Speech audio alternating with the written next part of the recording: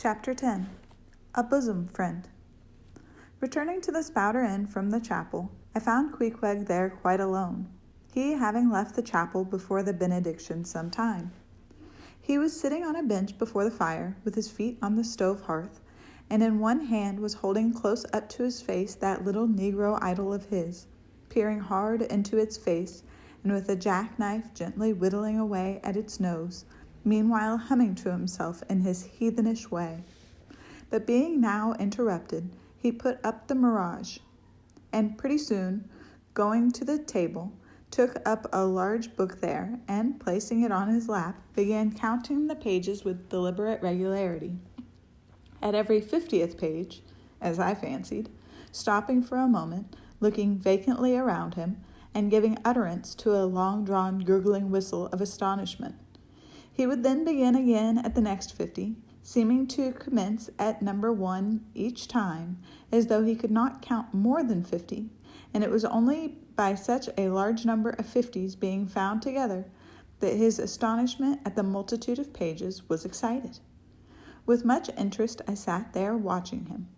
Savage though he was, and hideously marred about the face, at least to my taste, his countenance yet had a something in it which was by no means disagreeable. You cannot hide the soul. Through all his unearthly tattooings, I thought I saw the traces of a simple, honest heart, and in his large, deep eyes, fiery black and bold, there seemed tokens of a spirit that would dare 1,000 devils. And besides all this, there was a certain lofty bearing about the pagan, which even in his uncouthness could not altogether maim. He looked like a man who had never cringed and never had had a creditor. Whether it was, too, that his head being shaved, his forehead was drawn out in freer and brighter relief, and looked more expansive than it otherwise would, this I would not venture to decide. But certain it was his head was phrenologically an excellent one. It may seem ridiculous, but it reminded me of General Washington's head, as seen in the popular busts of him. It had the same long, regularly graded, retreated slope above the eyebrows, which were likewise very projecting, like two long promontories, thickly wooded on top. Queequeg was George Washington, cannibalistically developed. Whilst I was thus closely scanning him, half pretending meanwhile to be looking out at the storm from the casement, he never heeded my presence, never troubled himself with so much as a single glance, but appeared wholly occupied with counting the pages of the marvelous book. Considering how sociably we had been sleeping together the previous night, and especially considering the affectionate arm I had found thrown over me upon waking in the morning, I thought this indifference of his very strange. But savages are strange beings. At times you do not know exactly how to take them. At first they are overawing. Their calm self-collectedness of simplicity seems a Socratic wisdom. I had noticed also that Queequeg never consorted at all, or but very little, with the other seamen in the inn. He made no advances whatever, appeared to have no desire to enlarge the circle of his acquaintances. All this struck me as mighty singular, yet, upon second thoughts, there was something almost sublime in it. Here was a man some 20,000 miles from home, by the way of Cape Horn, that is, which was the only way he could get there, thrown among people as strange to him as though he were in the planet Jupiter, and yet he seemed entirely at his ease, preserving the utmost serenity, content with his own companionship, always equal to himself. Surely this was a touch of fine philosophy, though no doubt he had never heard there was such a thing as that. But perhaps to be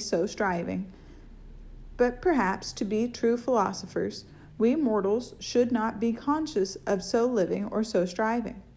So soon as I hear that such or such a man gives himself out for a philosopher, I conclude that, like the dyspeptic old woman, he must have broken his digester. As I sat there in that now lonely room, the fire burning low, in that mild stage when, after its first intensity has warmed the air, It then only glows to be looked at.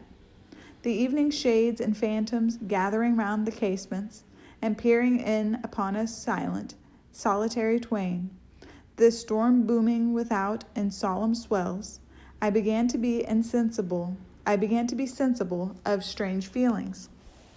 I felt a melting in me. No more my splintered heart and maddened hand were turned against the wolfish world. This soothing savage had redeemed it.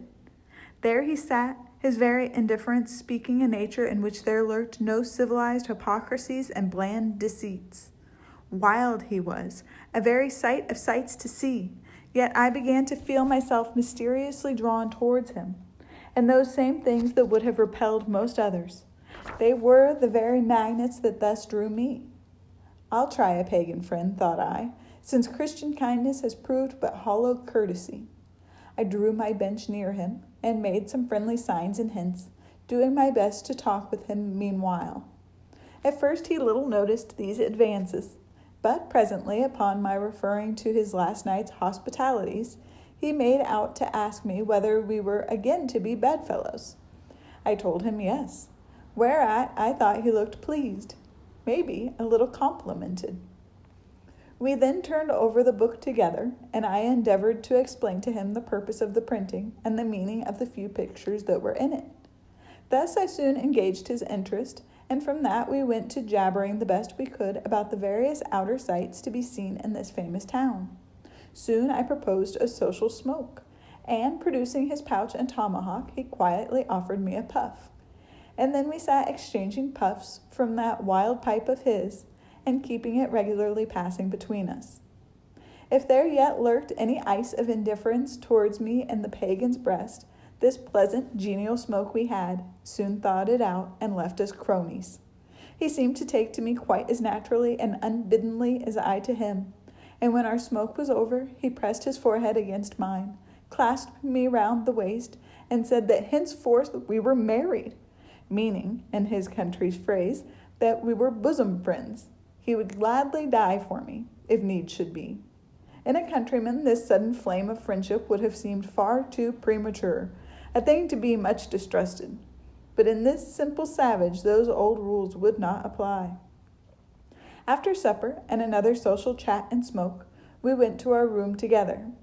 He made me a present of his embalmed head, took out his enormous tobacco wallet, and groping under the tobacco, drew out some $30 in silver, then spreading them on the table, and mechanically dividing them into 2 equal portions, pushed one of them towards me and said it was mine.